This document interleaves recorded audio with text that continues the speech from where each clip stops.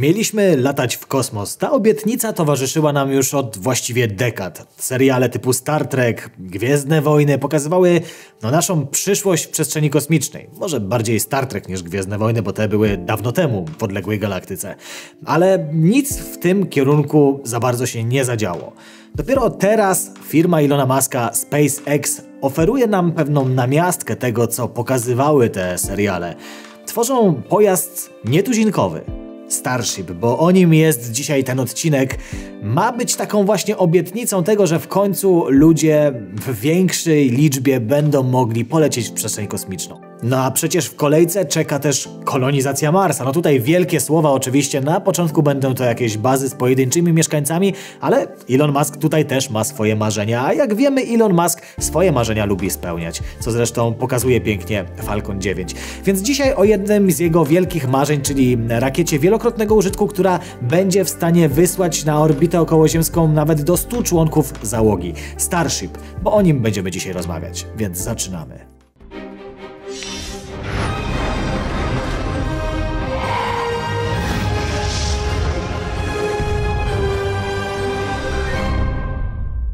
Czym właściwie jest Starship? To jeden z wiodących projektów realizowanych obecnie przez SpaceX.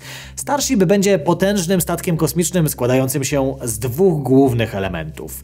Pierwszym rakieta nośna wielokrotnego użytku, drugim statek załogowy. Mierzący 70 metrów pierwszy stopień, czyli rakieta nośna Super Heavy, miała być zgodnie z pierwszymi planami przedstawionymi w październiku 2019 roku wyposażona aż w 37 silników Raptor. Jednak w ubiegłym roku Elon Musk poinformował, że w projekcie nastąpiły pewne zmiany i ilość silników zredukowano do 28. Rakieta Super Heavy będzie w stanie wynieść na niską orbitę okołoziemską ładunek o masie ponad 100 ton, a po wyniesieniu statku załogowego na odpowiednią wysokość będzie wracać na Ziemię i lądować podobnie jak to robią znane wszystkim dobrze rakiety Falcon 9. Chociaż lądować może okazać się tutaj nie do końca trafnym sformułowaniem. Tak naprawdę to wcale nie będą one lądować. O co chodzi?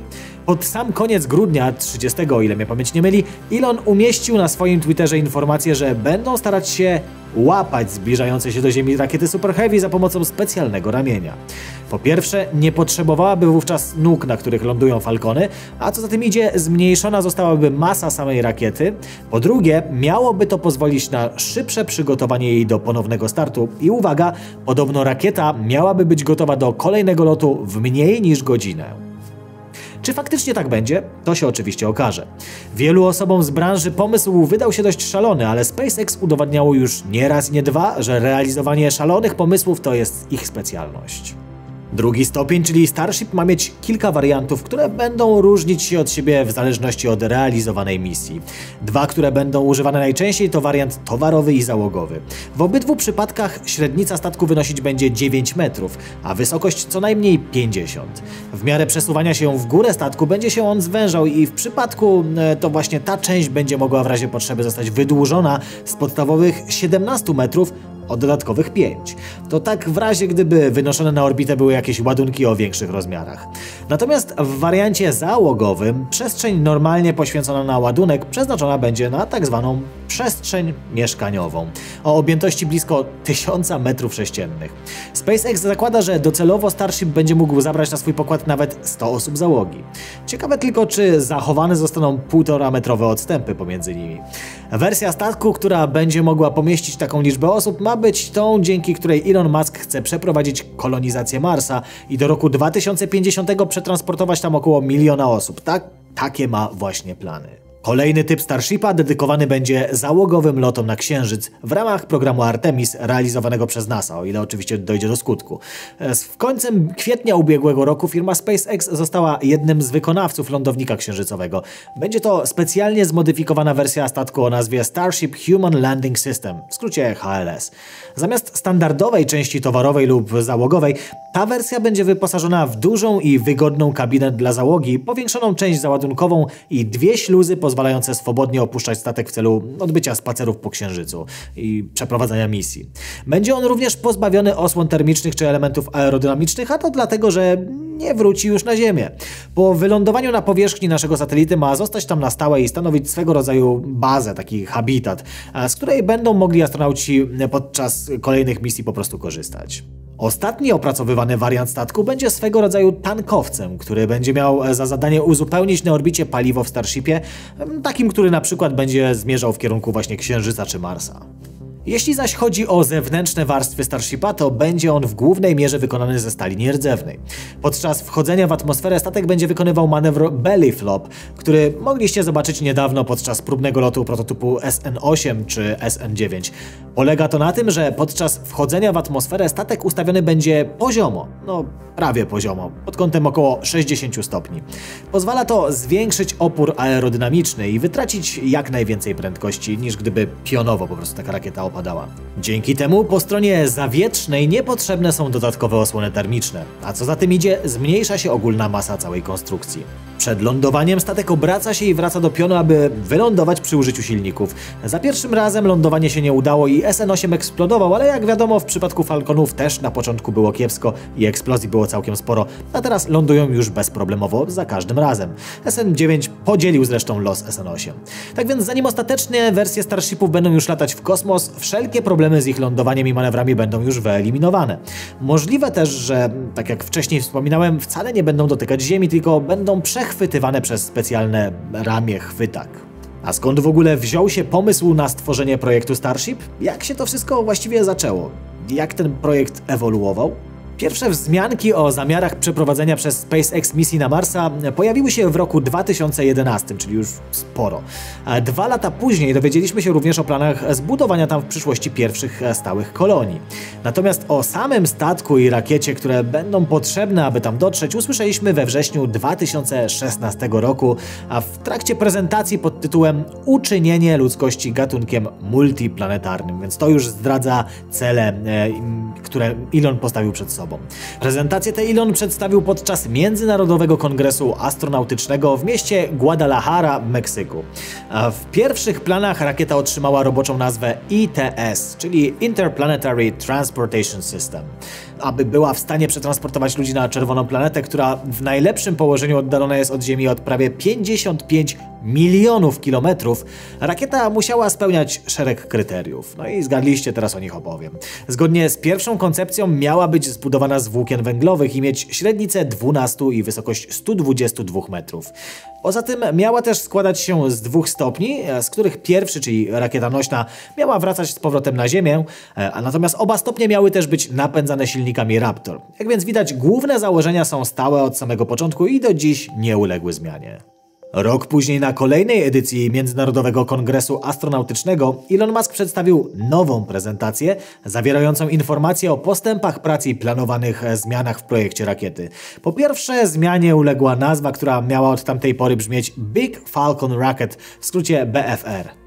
Zmieniono liczbę silników na wyposażeniu obu stopni, wysokość rakiety zmniejszono do 106 metrów, a średnicę do 9. Na konferencji przedstawiono też po raz pierwszy bezzałogowy wariant statku oraz koncepcję transportu rakietowego pomiędzy miastami tu na Ziemi. Podano nawet czas trwania lotu dla niektórych połączeń, np. z Londynu do Dubaju w 29 minut, z Los Angeles do Toronto w 24, czy z Hongkongu do Singapuru w 22. Z kolei we wrześniu 2018 roku podczas konferencji prasowej SpaceX dowiedzieliśmy się, kto będzie pierwszym prywatnym pasażerem rakiety i odbędzie lot dookoła Księżyca. To japoński miliarder Yusaku Maezawa, a wraz z nim w podróż miałoby wyruszyć kilku zaproszonych przez niego artystów, aby następnie stworzyć dzieła sztuki inspirowane przeżyciami związanymi właśnie z tym lotem w kosmos. Zaprezentowano również kilka zmian w projekcie rakiety silników Raptor, a drugi stopień rakiety otrzymał nową nazwę, brzmiała ona Big Falcon Spaceship, w skrócie BFS. Jednak nie przyjęła się na długo, bo już 2 miesiące później została ostatecznie zmieniona na Starship, a pierwszy stopień przemianowano na Super Heavy i to zostało już z nami do dzisiaj. W roku 2019 rozpoczęły się wreszcie testy pierwszych prototypów statku. Pod koniec marca były to testy tankowania, a 3 kwietnia odbył się oficjalnie pierwszy test statyczny, w trakcie którego odpalony został silnik Raptor. Testowanym urządzeniem był Starhopper. Dużo mniejsza wersja Starshipa, korzystająca tylko z jednego silnika. Parę dni później przeprowadzono kolejny test statyczny i zaczęły się przygotowania do pierwszego wzniesienia się w powietrze. Ta sztuka udała się 26 lipca, chociaż może w tym przypadku wznoszenie się w powietrze to delikatne nadużycie, ponieważ był to zaledwie kilkunastometrowy podskok. Miesiąc później, podczas swojego ostatniego testu, Starhopper wzbił się już na wysokość 150 metrów. Przeleciał kilkadziesiąt metrów i bezpiecznie wylądował na platformie. Od tamtej chwili rozpoczęły się już testy większych prototypów, takich, które już bardziej przypominały pełnoprawnego Starshipa. Pierwszy z nich o oznaczeniu MK1 uległ zniszczeniu podczas testu tankowania 20 listopada 2019 roku. MK2 z kolei był jedynym egzemplarzem budowanym poza ośrodkiem w Boca Chica, gdzie dzieje się ta cała magia, którą Elon tutaj uprawia. Początkowy plan Elona Muska był taki, że prototypy będą powstawać w dwóch miejscach jednocześnie, aby przyspieszyć cały proces testowania, jednak w listopadzie pracę nad tą wersją przerwano i całe siły SpaceX zostały przekierowane do głównego ośrodka w Teksasie, czyli właśnie Boca Chica. Prototyp MK3 był pierwszym, który otrzymał nowe oznaczenie Starship SN1, jest to po prostu skrót od Serial Number. SN1 został przetransportowany na platformę testową 25 lutego ubiegłego roku. W pierwszej wersji miał nawet zostać wyposażony w 3 Raptory i odbyć lot na wysokość 20 km, jednak koniec końców zdecydowano wykorzystać tylko jeden silnik i dobrze się w sumie stało, ponieważ 3 dni później, tak jak jego poprzednik, uległ zniszczeniu podczas tankowania. Tu winne okazały się spawy, które nie wytrzymały ciśnienia i zbiornik po prostu eksplodował. Prototyp SN2, który miał być pełnowymiarowy, po awarii SN1 został zmniejszony i przeznaczony do przeprowadzania testów ciśnieniowych, które zakończyły się powodzeniem 8 marca. SN3 był kolejnym egzemplarzem, który miał przejść testy ciśnieniowe. Udało się to 2 kwietnia, jednak już dzień później podczas drugiej próby sukcesu nie udało się powtórzyć i statek to niestety, tak macie rację, eksplodował. SN4, który trafił na platformę testową pod koniec kwietnia, był tym, który zakończył erę testów ciśnieniowych, dzięki czemu można było przejść do kolejnego etapu, czyli testów statycznych, z użyciem jednego silnika Raptor. Pierwszy taki test udało się z powodzeniem przeprowadzić już 5 maja. Następnego dnia, 6, wykonany został kolejny test, po czym silnik wymontowano i kilka dni później od nowa przeprowadzono testy ciśnieniowe, zamontowano nowy silnik i 19 maja odbył się trzeci test statyczny. I tu zdarzył się mały wypadek. Na platformie wybuchł pożar, przez co odtankowywanie rakiety trwało dobre kilkadziesiąt godzin. Na szczęście sam statek nie uległ poważnym uszkodzeniom i po kilku naprawach mógł 27 maja odbyć 4. test statyczny. 2 dni później wykonano kolejny, już 5. test, który jak się okazało miał być tym ostatnim. Z początku wszystko wyglądało dobrze, ale kilkanaście sekund po uruchomieniu Raptora doszło do wycieku, a to niestety doprowadziło do eksplozji. Starship SN5 był pierwszym, który odbył lot testowy. Po udanych testach ciśnieniowych i statycznych rozpoczęły się przygotowania do lotu. 2 pierwsze podejścia zostały przerwane, ale za trzecim wszystko poszło już zgodnie z planem i 5 sierpnia prototyp SN5 wzniósł się na wysokość 150 metrów i z powodzeniem wylądował na platformie 200 metrów dalej. Kolejny Starship z numerem SN6 po kilku przerwanych próbach startu w końcu również wzbił się na wysokość 150 metrów. Udany start odbył się 3 września, a po wylądowaniu został wycofany z użytku.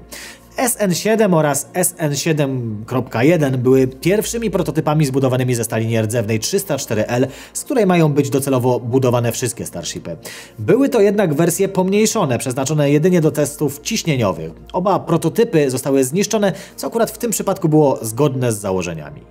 SN8 był pierwszą pełnowymiarową wersją, która w całości była wykonana ze stali nierdzewnej. Był też chyba tym najbardziej przełomowym. Jako pierwszy otrzymał 3 silniki Raptor oraz wszystkie elementy aerodynamiczne.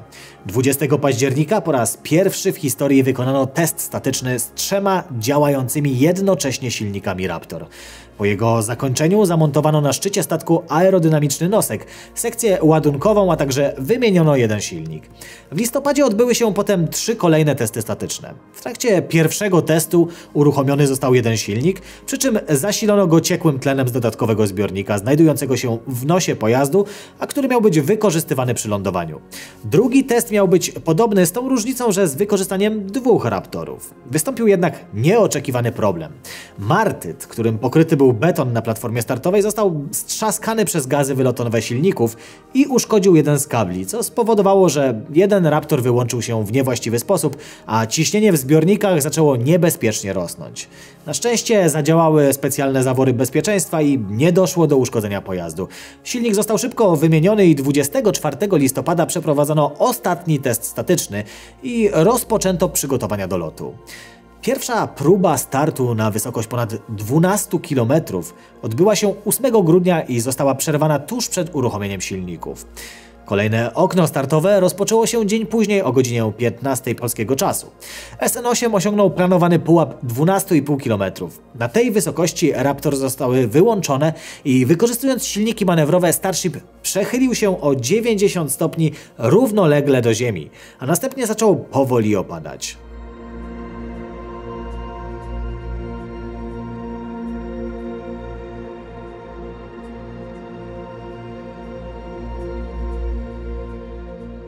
Tuż przed samym lądowaniem znów przyjął pozycję pionową i roztrzaskał się.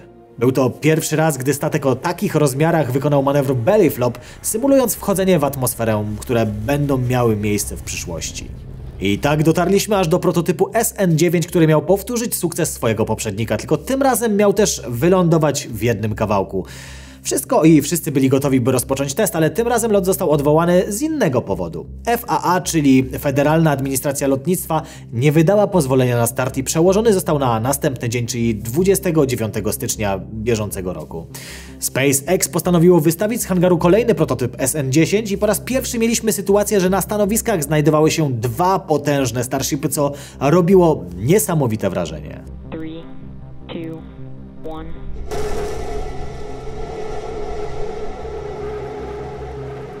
Ostatecznie FAA wydało zgodę i SN9 również poleciał. Wszystko szło świetnie, mieliśmy świetny start, mieliśmy świetny lot, mieliśmy świetny manewr belly flop i tutaj znowu coś nie zadziałało. Znowu jeden z silników Raptor nie odpalił, a muszę wam tutaj powiedzieć, że jakkolwiek Starship w tym momencie używa 3 silników, aby wznosić się w przestworza, to jednak ląduje na 2. 2 silniki, które dzięki zmiennej geometrii, zmiennemu wektorowi właściwie swojego działania mogą sterować rakietą, razem oczywiście z lotkami i z silnikami korekcyjnymi. No i tutaj jeden z tych silników nie zadziałał, więc Starship niestety przygrzmocił o ziemię i wybuchł. Zakończyło się to eksplozją i chyba wyglądało to nawet gorzej niż w przypadku SN8. SN8 przynajmniej lądował pionowo. A jak wygląda przyszłość projektu Starship? W trakcie przygotowań do kolejnych testów są już wersje od SN11 aż do SN18 oraz 2 pierwsze prototypy rakiety nośnej Super Heavy. Jeśli wszystko będzie szło w takim tempie jak do tej pory i SpaceX nie napotka po drodze jakichś większych problemów, to start pierwszej bezzałogowej misji na Marsa może odbyć się już w przyszłym roku. I w razie powodzenia Elon Musk chciałby przeprowadzić pierwszą misję załogową w roku 2024. No cóż, wszyscy trzymamy kciuki, żeby tak się wydarzyło, aczkolwiek no musimy pamiętać, że może tutaj to być problematyczne. Zwłaszcza mając na uwadze tutaj różnego rodzaju pozwolenia i tak dalej. Jak widzimy, FAA może zablokować loty prototypów, więc tym bardziej będzie ciężko uzyskać zgodę na to, żeby wystrzelić ludzi. Nie dość, że w kosmos, to jeszcze na inną planetę. Zastanawiałem się, co powiedzieć na koniec takiego odcinka. Zapytałem pana Braza, powiedział, że on chciałby usłyszeć na przykład, że wygrał na loterii, ale to chyba nie do końca tutaj będzie pasowało. Moi drodzy, wchodzimy w pewien nowy etap. Można nie lubić Elona Muska, można nie trzymać kciuków za SpaceX, ja to doskonale rozumiem, ma się swoje sympatie i antypatie, ale nie można odmówić tej firmie tego, że naprawdę zmienia oblicze po prostu przemysłu kosmicznego. Dała nam rakiety wielokrotnego użytku, zmniejsza koszt wystrzelenia w przestrzeń kosmiczną różnego rodzaju ładunków i towarów, również ludzi. Mamy Commercial Crew, czyli pierwszy tak naprawdę kosmiczny statek załogowy, taką taksówkę, która należy do prywatnej firmy i Elon Musk po prostu stawia swoją stopę coraz bardziej, coraz głębiej w te drzwi i otwiera sobie te drzwi, za którymi jest już po prostu to miasto na Marsie. Ja je gdzieś tam widzę oczami wyobraźni, ale no oczywiście do tego jeszcze droga daleka. No i tutaj musimy pamiętać, że Elon doskonale to rozumie. On mówiąc o jakiejś terraformacji Marsa, mówiąc o tych miastach wielomilionowych na Marsie, ma pewność, że wielu z tych rzeczy nie dożyje, ale on chce to zapoczątkować. I ja trzymam kciuki za niego, bo chciałbym to zobaczyć. W sumie jestem młodszy niż Elon, więc jeżeli tylko przewidywana długość życia nas tutaj by ograniczała, to jeszcze mogę zobaczyć troszkę więcej niż on tego, co w tym momencie rozpoczął.